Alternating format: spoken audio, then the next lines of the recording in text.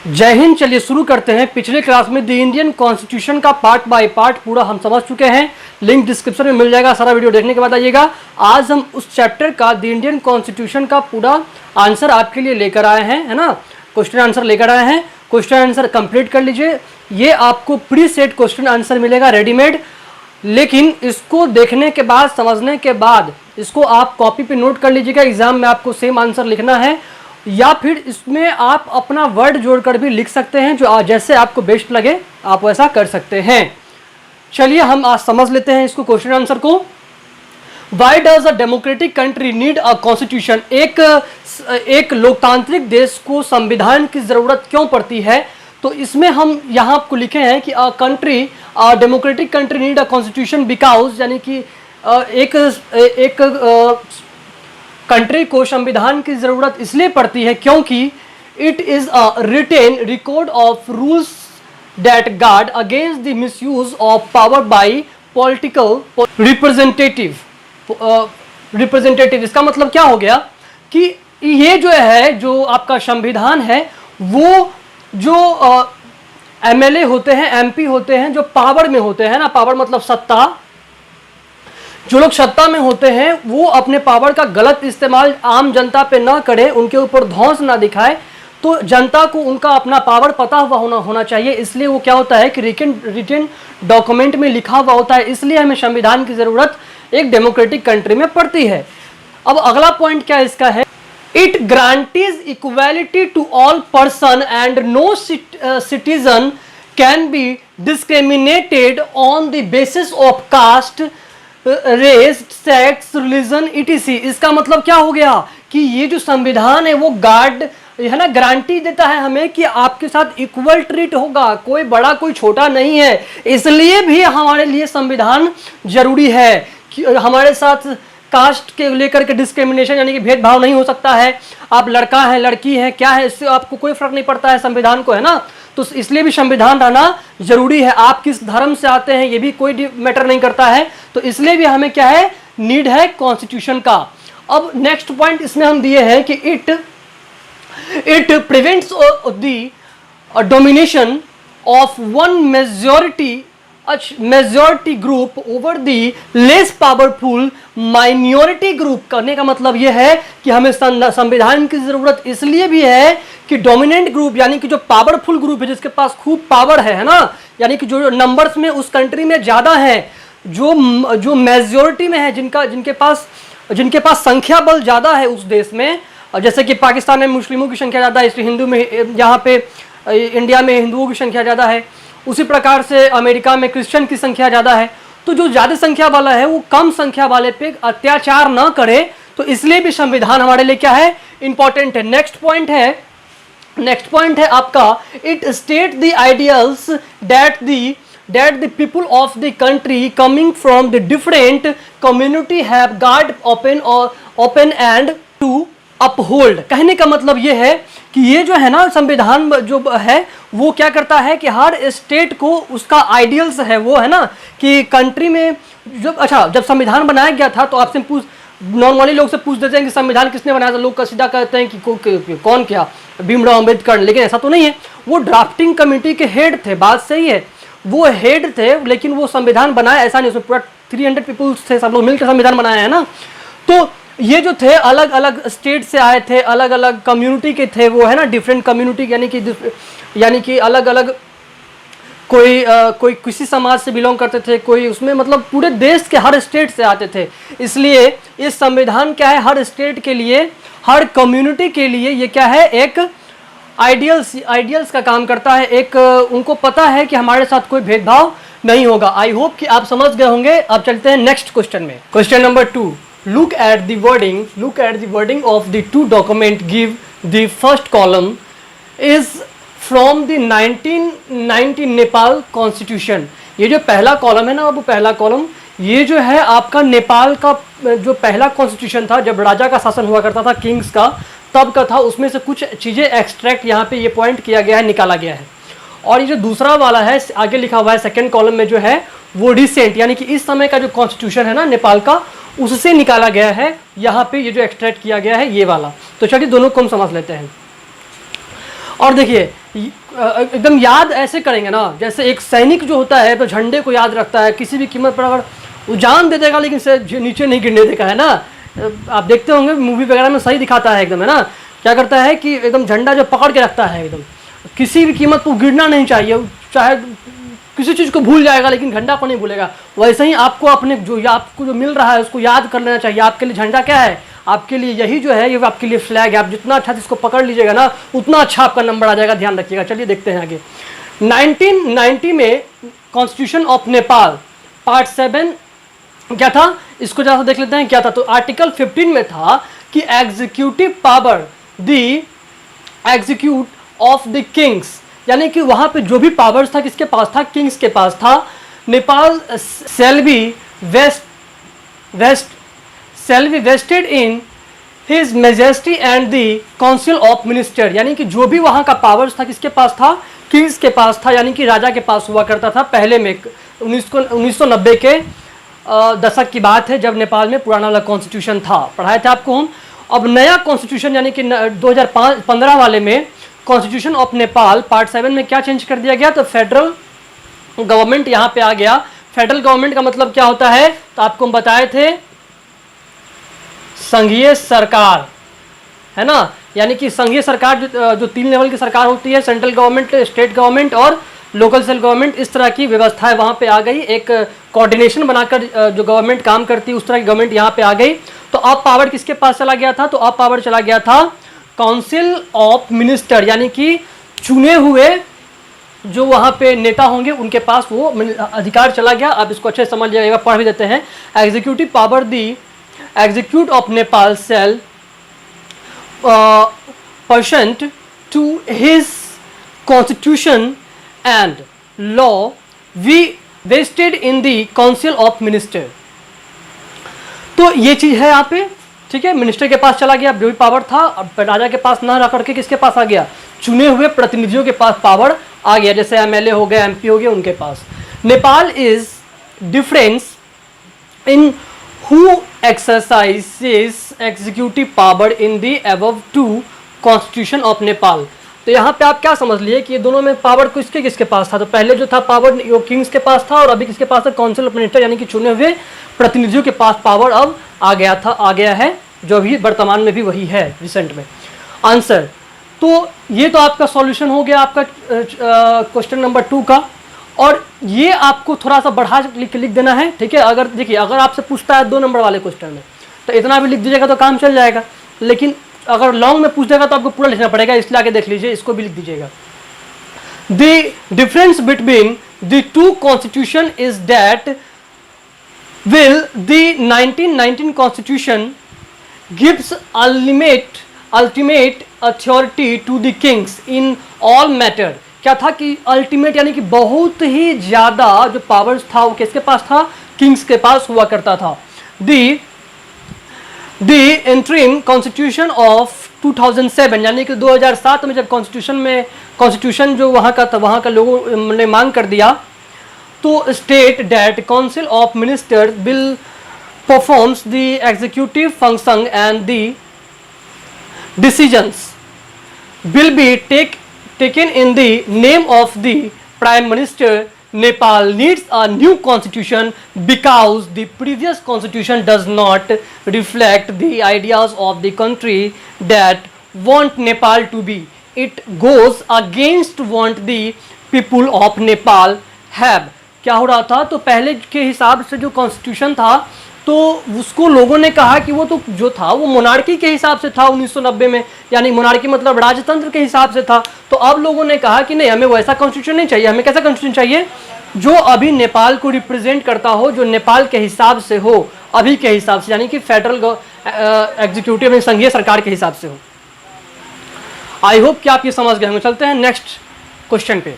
Question number 3 को देखने से पहले आपके लिए क्वेश्चन है, आप बताइएगा कि हमारे जो राइट्स हैं, हमारे जो फंडामेंटल राइट्स है उसकी रक्षा कौन करती है ना, प्रोटेक्शन कौन देता है, वैसा कौन सा संस्थान है जो हमारे राइट्स को प्रोटेक्शन देता है। ये आप अपने लैंग्वेज में कमेंट सेक्शन में जाकर के आप कमेंट में आप जवाब दे सकते हैं, हम देख लेंगे। जिसका सही रहेगा उसका जवाब भी देंगे, है ना, और उसको ऊपर में हाईलाइट भी करेंगे उसके नाम के साथ। चलिए तो हम इसको अब देख लेते हैं। What what should happen it if there were no restriction on the power of elected representatives, मतलब कि कह रहा है कि जो इलेक्टेड रिप्रेजेंटेटिव है अगर उन पे प्रश्न चिन्ह नहीं उठाया गया, उन पे अगर कोई मतलब रिस्ट्रिक्शन नहीं लगाया गया, कोई चेक पॉइंट नहीं लगाया गया। मान लीजिए एमपी है, मेंबर ऑफ पार्लियामेंट है, ये इनके पास तो पावर है, अब इनके पावर पे कोई चेकआउट अगर नहीं लगाता है कि सही कर रहे हैं गलत कर रहे हैं, मतलब कुछ भी कर रहे हैं, तो क्या करेंगे कि अपने पावर का मिसयूज करेंगे। तो देखते हैं कैसे। If there no restriction on the power of elected representative, there would not be any protection against possible, पूरी पॉसिबल है कि वो अपने पावर्स का क्या करेंगे, मिसयूज कर देंगे 100%, ऐसा पूरा का पूरा। और क्या होगा कि आर्बिट्रेरी डिसीजन, और वो क्या होगा कि गलत डिसीजन लेकर के जनता को क्या कर सकते हैं, परेशान कर सकते हैं, उनके साथ अनजस्टिस कर सकते हैं, है ना। यानी कि अगर एमएलए पे अगर जैसे कि कौन अब चिन्ह लगाएगा, जैसे आप बता देते हैं कि अगर ये कुछ गलत करते हैं तो आप किनके पास जाइएगा, इन पे कौन चेकआउट लगाएगा, ठीक है। तो चेकआउट ऐसे तो बहुत तरीके से होता है, लेकिन बेसिकली जो आपका जो हाई कोर्ट होता है, सुप्रीम कोर्ट होता है, वही इन पे चेकआउट लगाता है कि सही कर रहे हैं गलत कर रहे हैं, right. In each of the following situation identify the majority right one reason why you think it is important to respect the view of the minority in each of the situation। अभी हम देखने वाले हैं इस situation को identify करेंगे कि इस सिचुएशन में जो अभी है इसमें कौन माइनॉरिटी है और कौन मेजॉरिटी, यानी कि कौन संख्या में कम है और कौन संख्या में ज्यादा है, ठीक है। और फिर इस पे हम देखेंगे कि इनको इनके व्यू, यानी कि जो ये सोचते हैं उनका भी रिस्पेक्ट कैसे किया जाना चाहिए, उनके भी व्यू का। तो चलिए इसको हम अच्छे से समझते हैं। है इसमें कि इन स्कूल, एक स्कूल में 30 टीचर होते हैं। कितने टीचर होते हैं बाबू?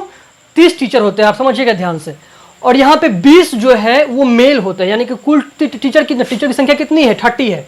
उसमें से जो 20 है वो मेल है, 20 मेल हो गए, तो बच गया कितना, 10। तो 10 कौन हो गए, 10 हो गए फीमेल और 20 हो गए मेल। तो इसमें आपका माइनॉरिटी और मेजॉरिटी कौन आ जाएगा, माइनॉरिटी और मेजॉरिटी में कौन है, तो माइनॉरिटी में कौन हो गए, फीमेल हो गए, और मेजॉरिटी में कौन हो गए, तो मेल हो गए, क्योंकि मेल क्या है, संख्या में ज्यादा है। The other 10 female teachers are in minority here, यहाँ पे जो फीमेल टीचर है माइनॉरिटी है। It is important to respect the view, इसलिए ये भी जरूरी है कि इनका जो व्यू है, देखने की नजरिया है, इनके अंदर जो टैलेंट है, उनको क्या किया जाए, रिस्पेक्ट किया जाए, है ना। और because there are need talents and requirement any be different from those of the male teachers, for example. अब देखिए, इन मेल टीचर और फीमेल टीचर दोनों के देखने का नजरिया अलग हो सकता है, उनमें कुछ अदर टैलेंट और इनमें कुछ अलग टैलेंट भी हो सकता है। तो दोनों को टैलेंट्स को आइडेंटिफाई करके हमें क्या करना चाहिए, आगे बढ़ाना चाहिए, है ना। अब आगे देखते हैं। फॉर एग्जाम्पल के लिए, फीमेल टीचर्स कैन अंडरस्टैंड यहाँ पे साइकोलॉजी ऑफ चिल्ड्रन। यहाँ पे कह रहा है कि जैसे कि एग्जाम्पल के लिए, जैसे हम लोग नॉर्मल भी कहते हैं ना कि छोटे बच्चों को, जो फीमेल टीचर्स होती हैं, जो मतलब जो महिलाएं टीचर होती, लड़की जो टीचर होती है ना फीमेल, वो ज़्यादा अच्छे से उनको समझती हैं, छोटे बच्चों को, उनके फीलिंग्स को अच्छे से समझ पाती हैं। अच्छा, आप लोग भी कमेंट सेक्शन में बताइएगा क्या सही बात है, क्या मेल टीचर जो हैं, जो लड़के टीचर हैं, वो क्या उतने अच्छे से नहीं समझ पाते हैं बच्चों की फीलिंग, जो छोटे बच्चे होते हैं उनके फीलिंग्स को उतने अच्छे से नहीं समझ पाते जितने अच्छे से फीमेल टीचर समझ पाते हैं। ये आपके लिए समझ लीजिए कि टास्क नहीं, लेकिन एक आपके लिए है ना, असाइनमेंट। आप कमेंट कीजिएगा, जिसका जवाब जितना अच्छा होगा उसको ऊपर में आइडेंटिफाई करेंगे।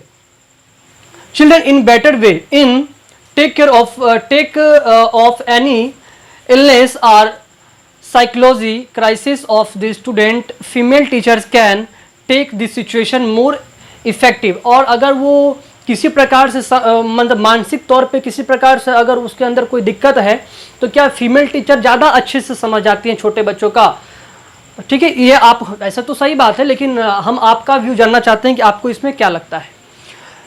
चलिए, आई होप कि आप इसको समझ गए होंगे। अब चलते हैं नेक्स्ट क्वेश्चन पे। चलिए, इस केस में देखते हैं कि कौन माइनॉरिटी है और कौन मेजॉरिटी है। In a city 5% of the population are Buddhist. एक शहर में 5% पॉपुलेशन किसका होता है, बुद्धिस्ट का होता है। बुद्धिस्ट जैसे कि हिंदू मुस्लिम होता है ना, हिंदू मुस्लिम सिख ईसाई, वैसे ही एक धर्म है बुद्धिस्ट। तो ये क्या है, कितना परसेंट है, 5% है एक शहर में। आंसर इसका क्या होगा, तो आंसर होगा here the Buddhist population should be respect as India is a secular country. जब 5% है तो इनके जो राइट्स हैं, इनके पास भी तो राइट, ऐसा तो नहीं है कि इनके पास राइट्स नहीं है, सेम राइट्स जो हमारे पास है जो उनके पास होगा, है ना।